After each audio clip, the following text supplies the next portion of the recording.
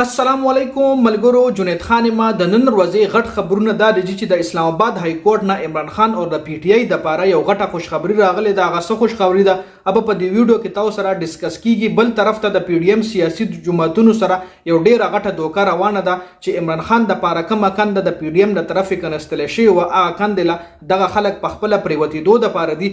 بل طرف ته غټ خبردار راغله چې عمران خان کې کمی داسې درې خوبې دي چې هغه خوبې په پی ډی ایم کې نشته. بل بریکینګ نیوز دا چې عمران خان ولې دومره مقبول دی او د عمران خان د مقبولیت غټه وجه څه ده.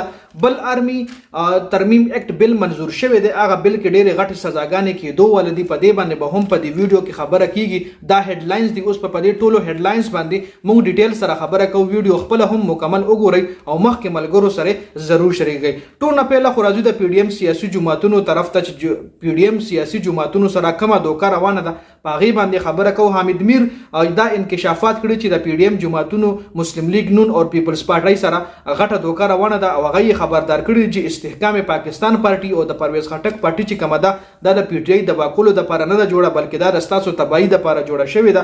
ځکه دغه دوه پارټیان چې کوم دي دا مستحکم پارټیان نه دي. ادای مستحکم کېدو د لپاره د سټیبل کېدو د لپاره ټایم پکار دی او کېدای شي دای په وجه باندې راتلونکي الیکشن هم لیټ شي. بیا به تاسو دا ناری وخی چې الیکشن دی کړل شي. بار بار به تاسو د الیکشن مطالبات کوي خو بیا به الیکشن نه کیږي. دا حامد میر چې کوم دی دا انکشافات پاکستان پیپلز پارټي ته او مسلم لیگ نون ته دا انکشافات ظاهر کړي دي چې دا نوې دوه کمې پارټیان جوړې شوې دا رستاسو تباہی د لپاره جوړې دي بلکې د پی ټی آی د تباہی د لپاره نه جوړي. ځکه پی ټی آی خو الریډي دا غي روزي خراب دي نو دا غي د لپاره دا غي د تباہی سبب نه دا رستاسو د تباہی سبب جوړيږي. بل طرف له راتلونکي چې کم نگران وزیر اعظم به جوړيږي نو غل او بیا ډېر وخت ملاويږي او بیا به د پی ډی ایم حکومت بار بار د الیکشن مطالبه کوي. اوس پراسو چې اسلام آباد های کورټ د عمران خان د لپاره کومه خوشخبری سناو کړې ده د پی ټی آی د لپاره کومه خوشخبری د اسلام آباد د های کورټ نه راغلې ده او هم تاسو سره ډیسکس کوم دي. څنګه چې تاسو له معلومه را چې په الکترونیک میډیا یعنی ټي وي باندې څومره هم د ټي وي چینلز دي ایر واي جیو نیوز پی ټي وي هوم پی ټي وي نیوز په دې باندې د عمران خان خطاب نشر کول یا د عمران خان نوم ایستل یا د عمران خان تصویر نشر کول کمپلیټلی بند شوی و. جی د اسلام آباد های کورټ اوس دغه پابندي ختمه کړې ده. خو اوس په ګورو چې ټي وي چینل د عمران خان تقریر وغیرہ په خپل چینل باندې نشر کوي کنه. دغه ټي وي چینل د عمران خان نوم اخلي کنه.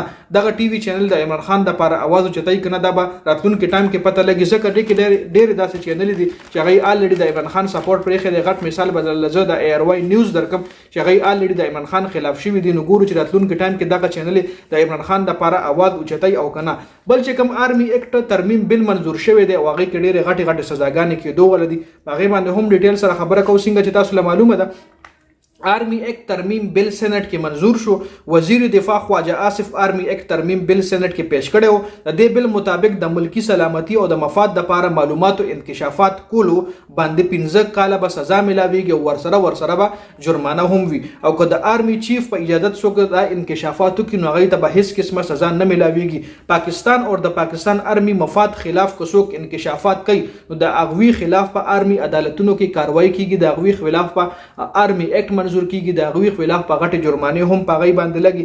یا چې څوک په سوشل میډیا باندې یا الکترونیک میډیا باندې د آرمی بدنامولو کوشش وکړي د پاکستان بدنامولو کوشش کوي یا د پاکستان پسې بد خبرې کوي یا آرمی پسې بد خبرې کوي د غوي خلاف په هم سخت کاروایی کیږي او دا کاروایی به د آرمی په عدالتونو کې کیږي. دا آرمی ایکٹ بل منظور شوی دی. جی بل طرف ته عمران خان کې داسې کمی خوبایي چې هغه په پی ډی ایم کې نشته او د عمران خان د مقبولیت غټه وجه اخر څه ده.